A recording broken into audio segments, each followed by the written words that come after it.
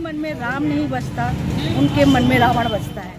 निश्चित रूप से एक बड़ा हवन बागेश्वर धाम पीठाधीश्वर द्वारा जी परम पूज्य गुरुदेव के द्वारा चलाया जा रहा है। पंडित धीरेन्द्र कृष्ण शास्त्री बागेश्वर धाम पीठाधीश्वर जी के अनुसार जो कहा गया है कि भारत को हम हिंदू राष्ट्र बनाएंगे, तो भारत हिंदू राष्ट्र है।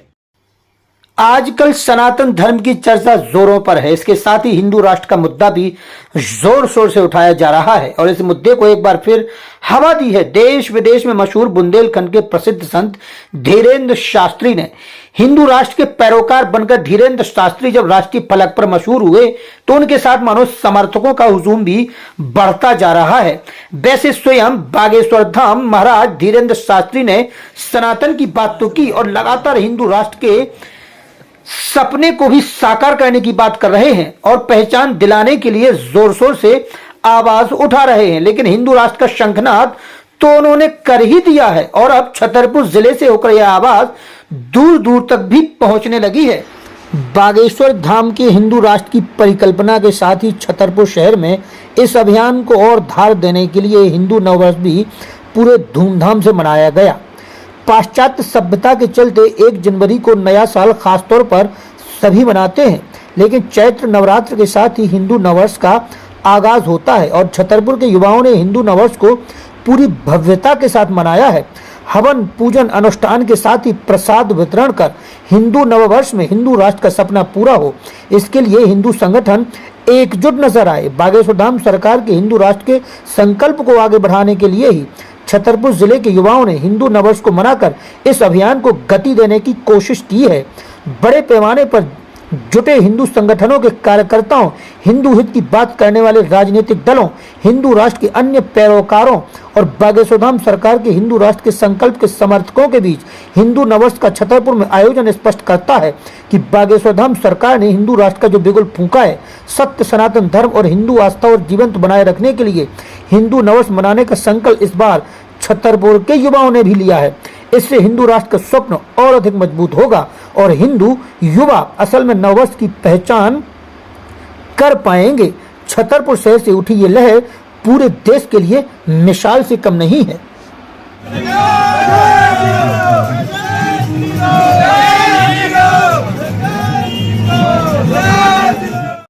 हिंदू नववर्ष जो आप लोग इतने भव्य तरीके से मना रहे हैं, इसके विषय में आप क्या बोलना चाहेंगे? इसका उद्देश्य है कि सबको पता चले कि अपना नववर्ष कब होता है। तो अपना चैत्र नवरात्र है जब प्रारंभ होता है, वो अपना नववर्ष हिंदुओं का वहाँ से स्टार्ट होता है। इसकी जागरूक बनाने के लिए अपन ने ये कार्यक्रम किया है। उसकी सबको हार्दिक शुभकामनाएं। मैं सबसे पहले भारतवासियों को बधाई देता हूँ और सभी का जीवन मंगलमय इसकी मनोकामना करता हूँ और हमारा राष्ट्र उत्तरोत्तर प्रगति करे, उसमें हम सब भागीदारी रहे, इसकी प्रेरणा हम सब युवाओं में, सभी नेताओं में, सभी में रहे। ईश्वर से प्रार्थना। नगरवासियों को हिंदू नववर्ष की हार्दिक शुभकामनाएं। वर्ष की सभी शहरवासियों को, वार्डवासियों को, सभी लोगों को नया वर्ष मंगलमय। समस्त नगरवासियों, देशवासियों और पूरे विश्व को हिंदू नववर्ष की हार्दिक शुभकामनाएं। समस्त देशवासियों को, क्षेत्रवासियों को और सभी शहरवासियों को हिंदू नववर्ष चैत्र प्रतिपदा की बहुत बहुत बधाई और शुभकामनाएं। हिंदू नववर्ष की वार्डवासियों को, शहरवासियों को, सबको बहुत बहुत बधाई एवं शुभकामनाएं। देखिए, अभी समय ऐसा है, आज का काल ऐसा है कि युवा हमारे भारतीय संस्कृति और धर्म से दूर होते जा रहे थे। हमारे क्षेत्र में एक बड़ा धाम जो कि कल आपने देखा होगा, लगातार बागेश्वर धाम महाराज भी लगातार हिंदुत्व को लेके, राष्ट्र को लेके और सनातन धर्म को लेके अपना पताका फहरा रहे हैं। तो आज हमारे बड़े भाई श्री दीपेंद्र सिंह बुंदेला जी, दीपू दादा ने ये आयोजन किया है ताकि हम समाज को और खास करके युवा, आपने देखा होगा इस पूरे कार्यक्रम में युवा वर्ग ने बढ़ चढ़ के हिस्सा लिया।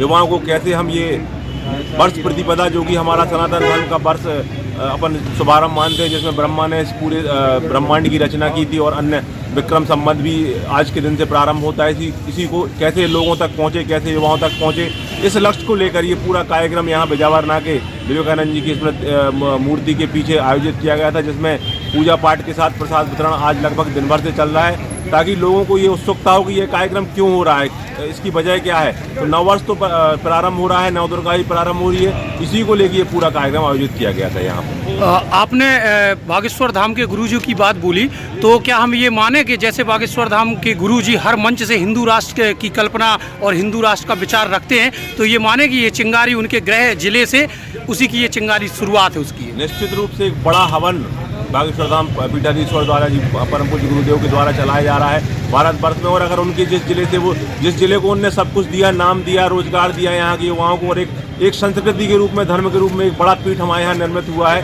तो हम सबका कर्तव्य बनता है, छतरपुर जिले के निवासियों का, युवाओं का कर्तव्य बनता है कि उनके साथ कंधे से कंधा मिलाकर खड़े भी हों। और जैसे भी हो, ये चूंकि भारत अगर हिंदू राष्ट्र नहीं बनेगा तो हम कहाँ कल्पना कर पाएंगे, और हिंदू राष्ट्र सबको समाहित करके चलने वाला एक पूरा परिकल्पना है। तो इस चीज़ को लेकर निश्चित रूप से ये कार्यक्रम उसी का हिस्सा ही मान सकते हैं आप। और युवाओं में कैसे जागरूकता है, इस चीज़ को भी हम लोग इसमें समाहित किए हुए हैं। अगर 2 लाइन में आपको पूरे देश में कोई मैसेज अगर गाँव को, बुजुर्गों को, देशवासियों को, तो आप क्या कहना चाहेंगे? इतना कहूँगा कि जय श्री राम का नारा बुलंद करें, समाज में सकारात्मक उद्देश्य को लेके हम कैसे युवाओं को आगे लाएं, धर्म से जोड़ें, संस्कृति से जोड़ें और राष्ट्र का उत्थान हो। इसलिए हमको 24 घंटे, अब ये समय आ गया है, एक ऐसा नाजुक समय, जब आज से जब हम क्रांति खड़ी करेंगे तो आने वाले समय में हम एक पीढ़ी को एक अच्छा राष्ट्र और अच्छा भविष्य दे पाएंगे। हिंदू नववर्ष और विक्रम संवत पहले से भी मनाया जाता है, लेकिन कुछ पश्चिम संस्कृति के कारण कुछ लोग उसको भूल गए थे। जो पुनः हमारे बागेश्वर धाम पूजनीय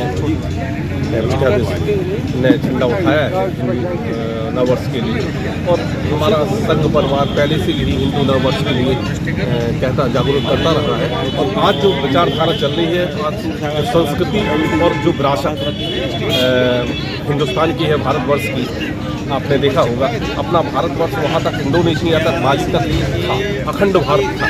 और आपको बता दें, जो हिंदू राष्ट्र है उसमें सभी लोग समाहित हो सकते हैं। बाकी आप देखें पाकिस्तान और इराक वगैरह में वो हिंदू राष्ट्र नहीं है, इसलिए वहाँ लड़ाई होती है। अपने यहाँ कोई भी, चाहे वो पारसी हो या कोई भी धर्म से हो, उनको सबको समाहित किया जाता है। और हमारे यहाँ कभी भी कोई यज्ञ होते हैं तो हम लोग कहते हैं विश्व का कल्याण हो, सबका कल्याण हो, क्योंकि अपन पूरे विश्व का कल्याण चाहते हैं, ना कि अपन अपने हिंदुस्तान के साथ साथ अपने विश्व का कल्याण चाहते हैं।